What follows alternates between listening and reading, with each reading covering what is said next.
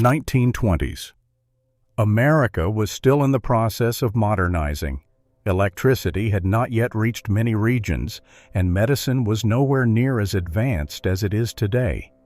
Because of this, every new discovery created great excitement in society and was eagerly followed by the public. One of the most remarkable developments of this era was the element radium. Although radium had been isolated in 1898 by French scientists Marie and Pierre Curie, it began to be used in many fields, especially during the 1920s.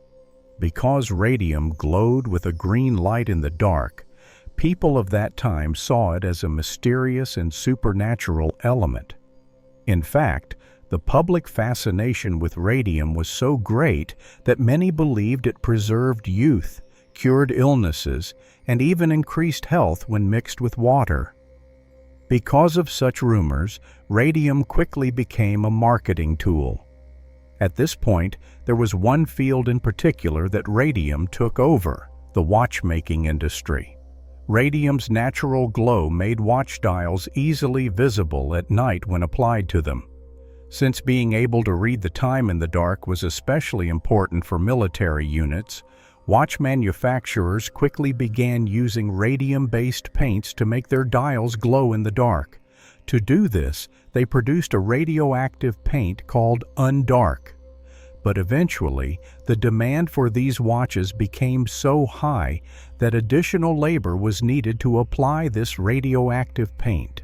This is when women workers entered the picture, because at that time, women could be hired for low wages, and it was believed they could perform the fine detail work on watch faces more skillfully. During that time, most men were either assigned to post-World War duties or had not yet returned from the war.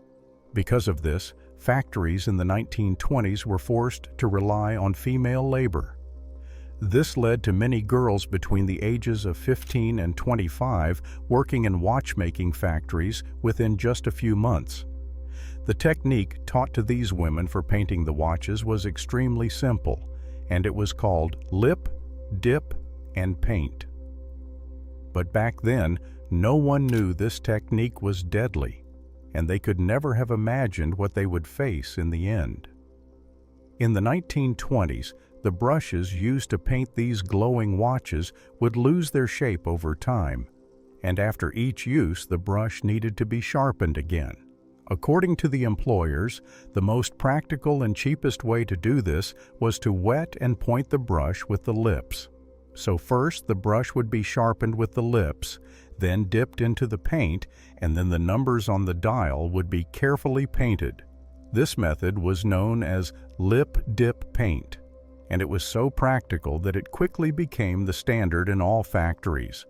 A woman working in a watch factory would begin her day with the same routine.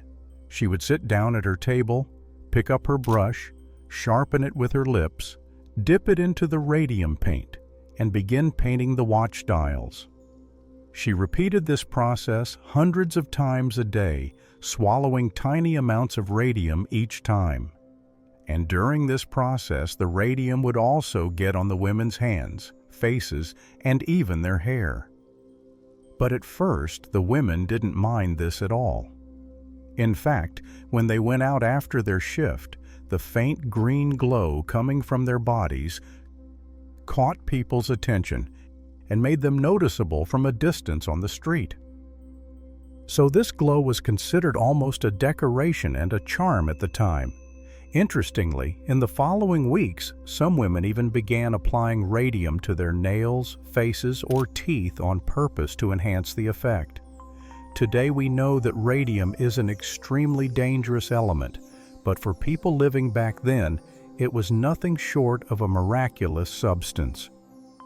As I mentioned earlier, radium's ability to glow on its own in the dark was interpreted as a sign of vitality, and people believed it carried life energy. Some scientists even claimed that radium could cure cancer, slow aging, and improve overall health. Because of this, radium began to be used not only in laboratories, but directly in consumer products as well. Before long, radium-infused face creams, toothpastes, soaps, shampoos, and even beverages were being produced. All of these were marketed with promises of energy, beauty, or rejuvenation.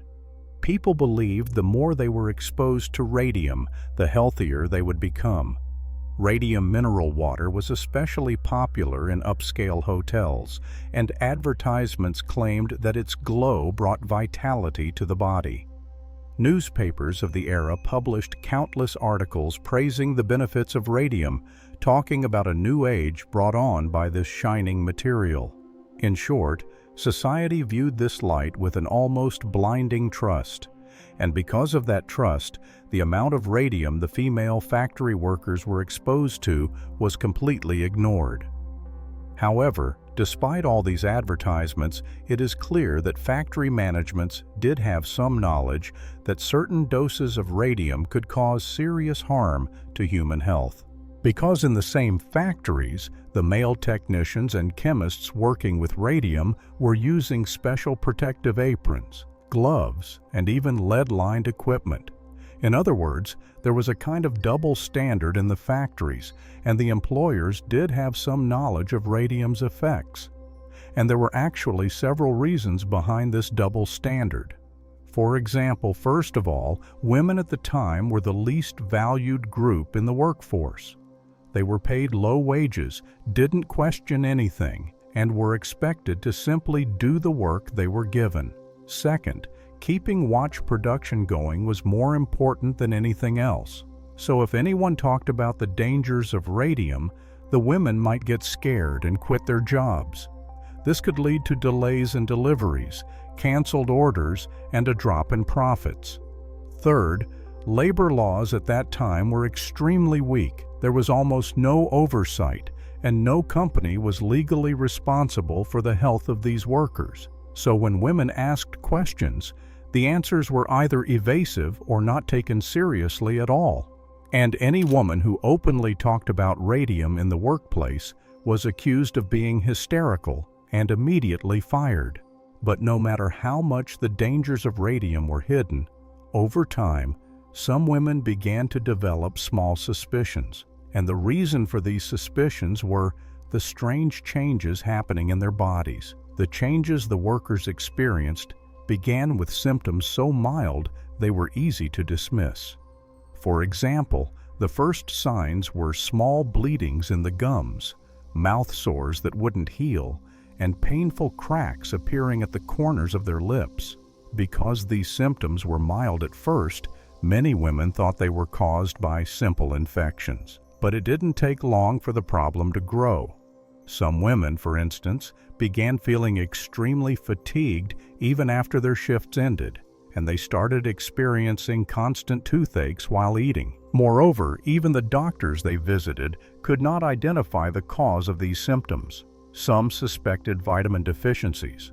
Others suspected hereditary sensitivities. And during this period, some doctors believed the source of the problem was moral rather than medical. Since these symptoms were appearing especially in young women, certain doctors explained them as signs of moral weakness. And because sexually transmitted diseases like syphilis were known to cause jaw deterioration, some doctors directly diagnosed it as such, blaming the condition on character flaws. One example was Molly Maggia. She was among the first of the radium dial painters to develop serious health issues. She began working in 1917, and in 1922, at just 24 years old, she died from radium poisoning. But at the time, her official cause of death was recorded as syphilis. This allowed her employer to avoid any responsibility. However, all these claims and diagnoses were completely false. None of the treatments showed even the slightest improvement. In fact, as time went on, the effects caused by radium grew even worse, and more serious health problems began to appear. Some women's jawbones deteriorated so severely that their jaws slowly disintegrated, and small fragments of bone began falling into their mouths. At a certain point, their bodies were literally rotting from the inside. even though the cause of these conditions could not be identified at the time. The real reason was radium. Because the body mistook radium for calcium, it sent it directly into the bone structure. In other words, with the lip, dip, paint technique, the women were embedding radium into their bones every single day through tiny doses.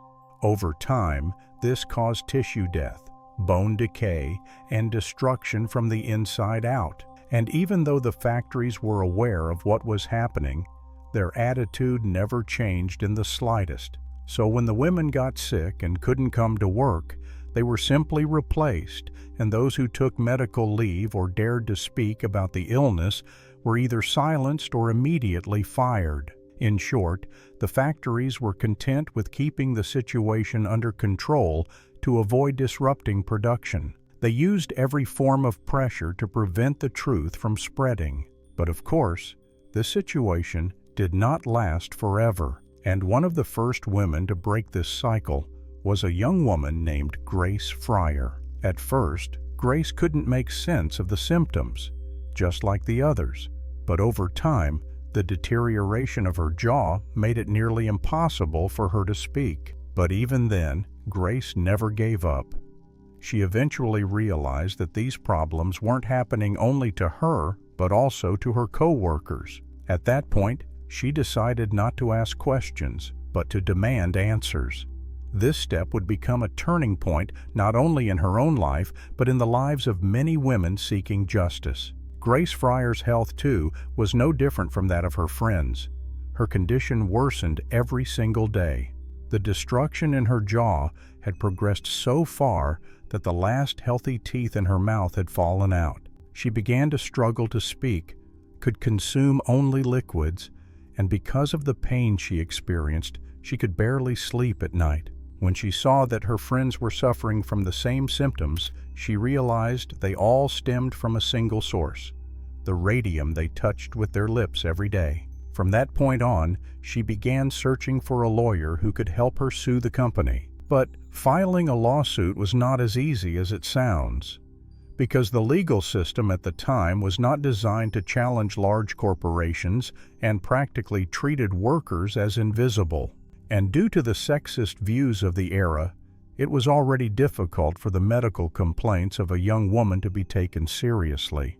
But despite all these rejections, Grace continued fighting for 4 years, and by 1927, a Chicago lawyer named Raymond Berry finally agreed to take her case.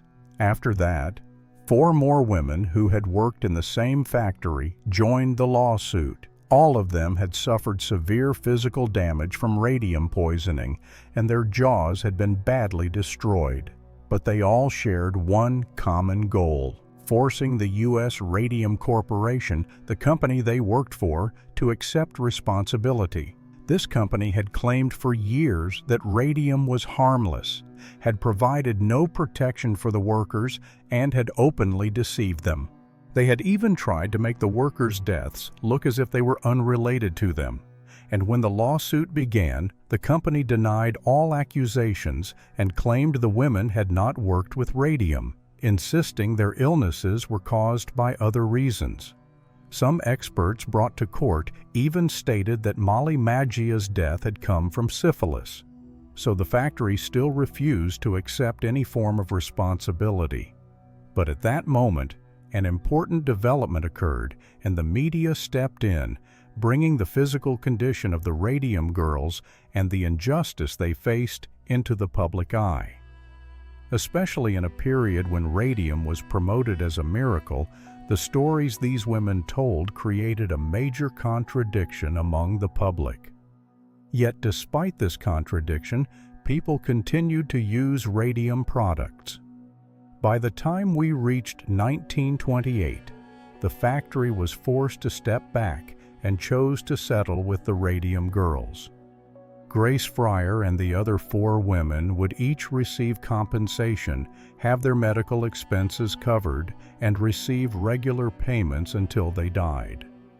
But when this decision was made, many of the women were already in the final stages of their lives.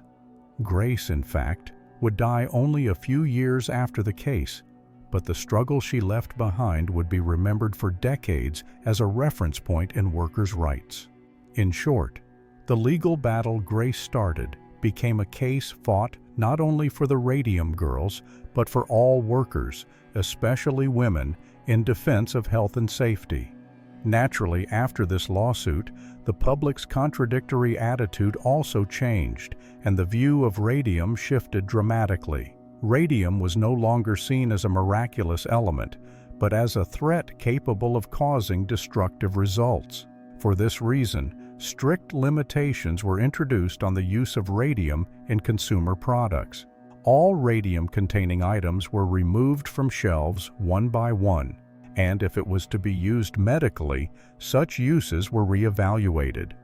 It was accepted that contact with radium without dosage control or expert supervision carried serious health risks.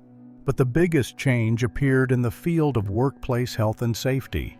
Because of the Radium Girls case, for the first time in the United States, worker protection began to gain a legal foundation. By the time 1949 arrived, institutions like the newly formed Safety and Health Administration were built on the principles revealed in this case, meaning employers who knowingly endangered the health of their workers could now be punished by law. And over time, these regulations became recognized not only in America, but also in many parts of the world as legal precedent.